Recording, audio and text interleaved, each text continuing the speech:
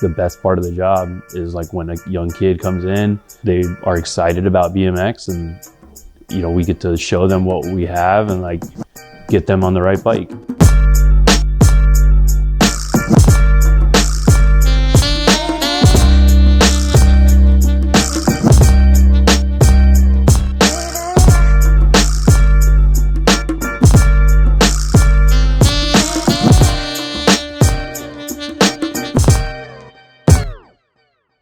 What's up? My name is Andrew York. I am originally from Raleigh, North Carolina.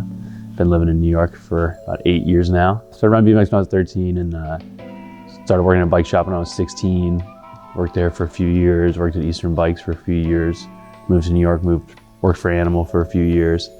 Now I own Meseroll bike shop in Brooklyn. So when I was much younger, I lived in Kentucky and my dad was in the military, so we lived like right outside of Fort Knox. And I don't know, like on the military base when I was much younger, everyone rode bikes.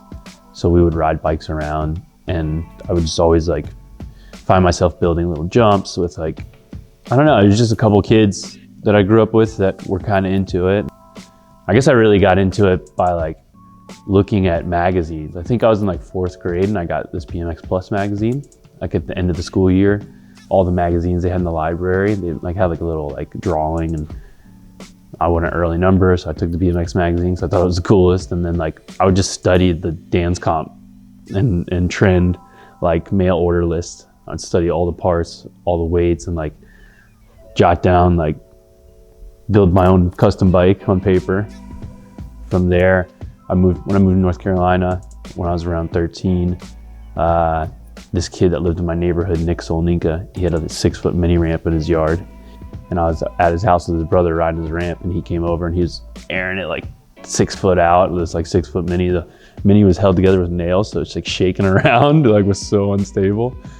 And he like slid out and cut his knee open on a nail. Like had to go to the emergency room.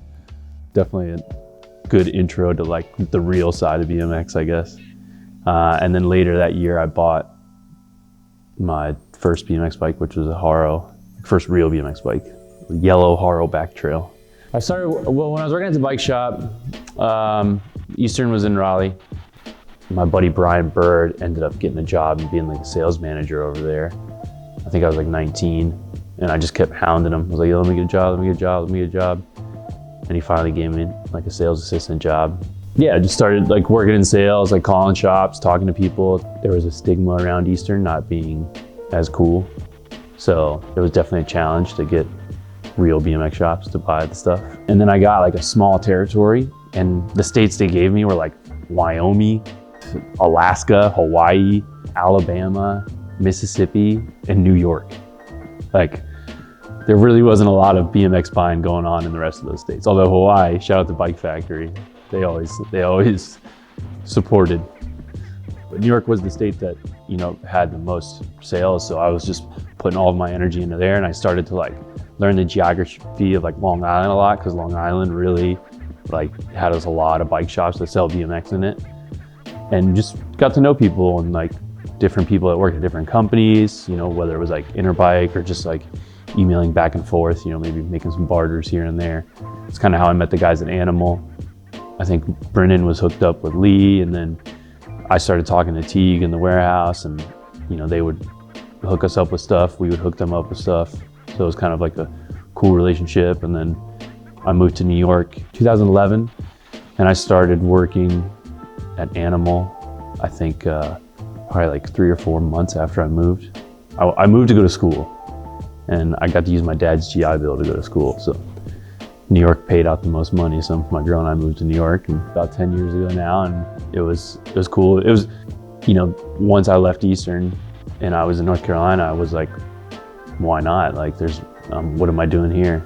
I can move to New York and try something different. She wants to go. So I was like, yeah, screw it. Let's pack the truck up and move up. It's been a wild ride. Like, I feel like I've aged double since I moved here. So, when I moved to New York, I didn't like, I guess maybe sometimes I felt like I didn't like attach to the scene as well. Anywhere I've ever traveled before, you go somewhere, you see someone on a BMX bike, and immediately they're your friend, I've met guys at contests and like stayed at their house with their families like the same night, you know? So this is before the internet and like all that. So, you know, you kind of just feel like you know the people because they're doing the same thing you are, and you trust that. So, but New York was the first place I ever came, and you'd pass someone on the street on a BMX bike and they'd just zoom right by you, you know? Wouldn't even say what's up. So I feel like, you know, I don't know if Meseroll's had anything to do with it, but I definitely feel like over the last 5 years, it's just like grown, you know? I think like YouTube stuff is really helping. All these guys are like getting out to kids that are like in that age where they're looking for something to attach to. So it's cool to see like more people riding. I like to believe like when we were allowed to do events before Corona, I like to think that like the events we were doing were helping kids like get to know each other a little better. So, you know, maybe create a little bit more of a community. You know, New York's such a big, diverse place that there's a lot of great people that ride BMX, but there's also a handful of scumbags that ruin it for everybody else. That kind of bums me out sometimes, you know? It's like, we should just be one big community. We should be able to like help each other out, you know, and like look out for each other instead of steal from one another, get in fights, jump on the hoods of cars so we can get extra clicks on our Instagram. Instead, you know, think about that person that like is driving that car and like what their impression of BMX is now, you know? The best thing about New York is just the diversity and like how like you can cover so much ground. And you know, the Meseroll crew, we ride every week. We're in Queens, we're in Brooklyn, we're in Manhattan, you know, like we're like all these different neighborhoods. You know, when people think about New York that haven't really been here or experienced it, you know, they think of the 5 boroughs. Well, it's like inside those 5 boroughs, there's like a million little micro boroughs. Like, it's just insane. There's so many different restaurants, like the best food in the world. Like, you meet people from all different walks of life, from all different countries, and like, it's a melting pot. And that's like, without a doubt, the best thing about New York. Is why New York is far superior to anywhere else. So yeah, the pandemic hit, and like, everyone's going through it. Everyone's got to deal with it in some way. And at first it hits, and it's like real scary, and you're like, am I gonna live? Like, I think everyone thought they were gonna die at first. Now here we are 9 months later, and it's like, you know, it's just normal life, sort of, again.